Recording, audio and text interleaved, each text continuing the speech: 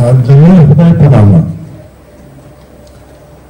ګیله من وزیر مخکې د هغې نه چې وفات شي یا په آخرو وختو کې ډېر شعرونه وویل، ملي احساسات یې څرګند کړل او حتی دا یې وښودله چې ممکن دا یې شهید کړی شي.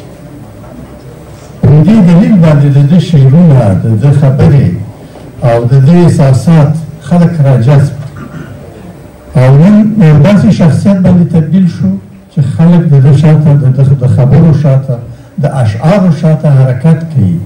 یعنې یو نوه ملي بیداري راوست.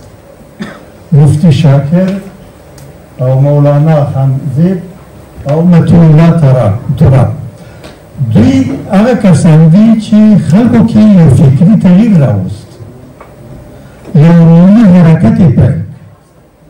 ډېر خلک مري، ولې په جنازې کې شاید 30 کسه 40 کسه اشتراک وکړي، ولې د دوی په جنازو کې 50,000 100,000 د دې نه زیاتو خلکو اشتراک وکړي.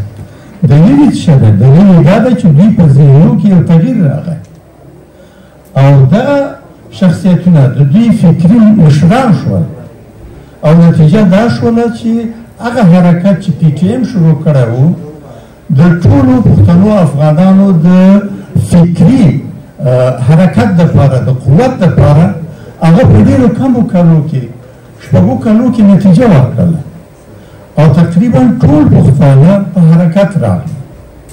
مهم محصول د دغه حرکت هغه لویه جرګه وه چې خیبر کې دایره شوله او ټول پښتانه یې سره په یوه ټغر راټول کړل.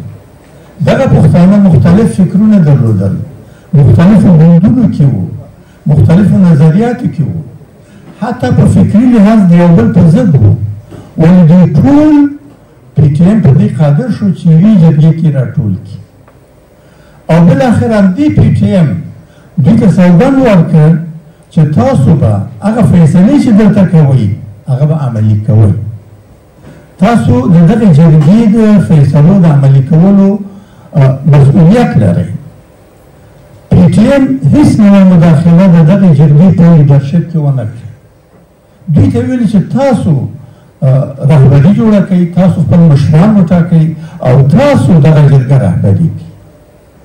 حتی صوبایي مشر چې د پاکستان دولت نماینده و هغه هم په دغه جرګې کې اشتراک وکړ. د هغه په شمول ټولو مشرانو سوګند یاد کړ چې دغه جرګې فیصلې به دوی عملي کوي او د همدې فیصلې سره جرګه ختمه شوه. اما ISI خاین، پاکستان خاین او دغه نورې حلقې چې د پښتنو او د افغانانو په ضد دي، دوی لوی خیانت دا وکړ چې نه یوازې دا فیصلې عملي نه کړې بلکې پی ټي ایم باندې حمله وکړل. د پی ټي ایم ډېر کډونه د ضربې لاندې واقع کړل، بندیان یې کړل او د پی ټي ایم د فعالیت مخه یې رسما ونیوله او د دې نه علاوه چې دا جنایتونه یې وکړه دا خپلو اجنډاو ته وظیفه ورکړله چې تاسو خلکو ته ووایئ چې دا پی ټي ایم ولې غلی ده، ولې هغه پخوانۍ مظاهرې چې پی ټي ایم کولې، هغه پخوانی حرکت چې پی ټي ایم کو هغه نشته. په داسې حالت کې چې دا کار خپله پاکستان او ISI کړی و، یعنې د پی ټي ایم سیاسي فعالیت مخه یې رسما نیولې وه، دوی زندانونو ته واچول او بیا یې بېرته ویل چې ولې دا فعالیت نه کوي. نو په دې خاطر پښتانه یو لوی ابلیس سره مخامخ دي او دغه ابلیس ISI او پاکستان ده. د دې سره د مقابلې لار دغه ده چې دوی یو فکري تغییر راولي. ډېر پښتانه فکري غلامان دي، دوی خپل تاریخ نه خبر نه دي، دوی خپل افتخاراتو نه خبر نه دي، دوی د دغه مبارزې په ارزښت باندې نه پوهېږي. پی ټي ایم باید دوی پوه کړي او ټول پښتانه د پی ټي ایم د رهبرۍ لاندې په دې پوه شي چې پی ټي ایم یوازینی حرکت دی چې دوی ته نجات ورکولی شي.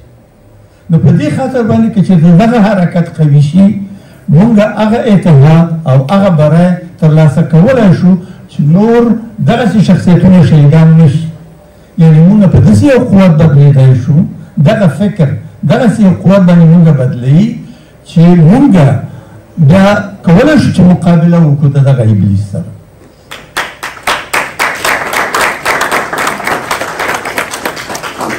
ژوندی دې وي پی د پی ټی ایم مبارزه ژوندی دې وي لوی افغانستان. مننه.